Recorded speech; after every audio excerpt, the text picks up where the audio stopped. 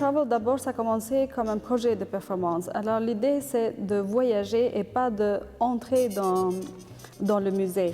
Mais le paradoxe est que comment on peut mettre, quand la performance est définie comme une œuvre de la rue, donc comment on peut mettre la performance dans le musée.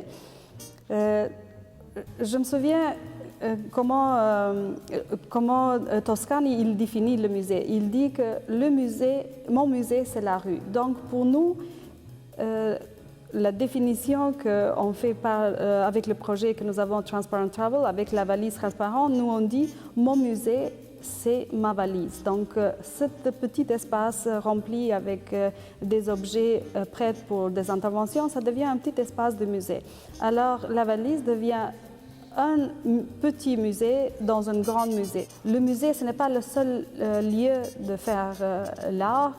Pour la performance, c'est comme une liberté extraordinaire. La performance, son atelier est la rue, son atelier c'est le musée, son atelier est l'avion, son atelier est partout. Donc la performance ne vise pas nécessairement un lieu comme la peinture ou bien la sculpture.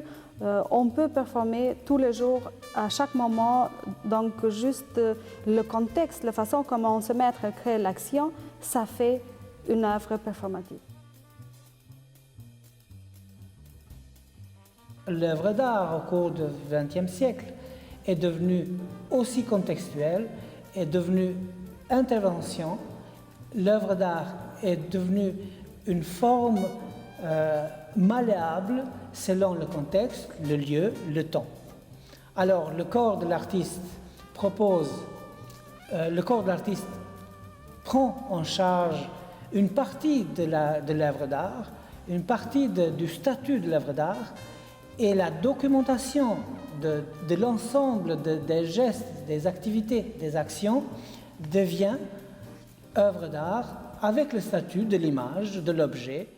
L'idée, c'était de faire la performance, pas simplement dans les rues de New York ou bien d'autres villes du monde, mais l'idée, c'est de faire des interventions dans des musées avec une grande importance comme MoMA, Guggenheim, Metropolitan Museum, Whitney Museum, donc des musées que l'accès est très difficile. Alors l'idée c'est est-ce qu'on peut performer dans des lieux que sont donc réservés que par l'invitation. Nous avons testé que oui, c'est faisable, que nous, on peut toujours faire des performances sans être invité. Donc l'idée, même quand nous avons intervenu à Guggenheim, même la sécurité, il disait, vous ne pouvez pas faire de l'art sans la permission. Vous ne pouvez pas faire une performance sans la permission. Et notre réponse était oui, l'artiste, il peut faire toujours l'intervention sans la permission. Donc ça dépend de la stratégie, ça dépend de la façon comment nous on pense l'intervenir, donc sans déranger ni l'institution et ni le public, mais c'est plutôt une sorte de stratégie de l'inviter, la sécurité, le musée et le public qui se trouve sur place, de participer dans la communication ou dans le dialogue de l'œuvre que nous on propose. L'idée c'était de proposer un objet qui est à la fois un objet utilitaire, une valise, un bagage, qui, par exemple, dans le musée, dans le MoMA, c'était prévu, selon la grandeur, quel objet, quelle valise on pouvait permettre.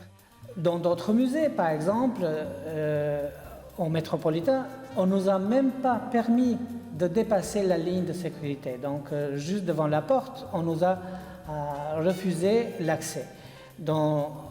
À Guggenheim, on nous a refusé aussi l'accès à l'intérieur du musée.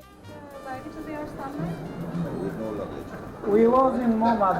Oh, that's a different policy. I cannot speak. Because there's the size. It was. But I cannot speak for MoMA, but it's too big here. Okay, sorry about that. Par contre, au musée Whitney Museum, nous avons créé toutes les conditions pour que les valises entrent dans le vestiaire avec nos valises, qu'on on répondait aux questions, le monde trouvait intéressant Et le règlement de Whitney Museum, par exemple, nous a permis d'y entrer sans être interdit de mettre notre valise à l'intérieur de la vestiaire, même de faire une série de photos qui montrent bien que le staff d'un musée à l'autre sont très différents parce que les règles et la réglementation, c'est différent. Alors, le fait de les tester avec l'objet, c'est de mettre en œuvre justement la fonction de la valise en tant qu'un objet usuel, un objet très normal, mais aussi en tant qu'un objet artistique avec les connotations performatives et provocatives aussi à l'intérieur d'un règlement déjà établi.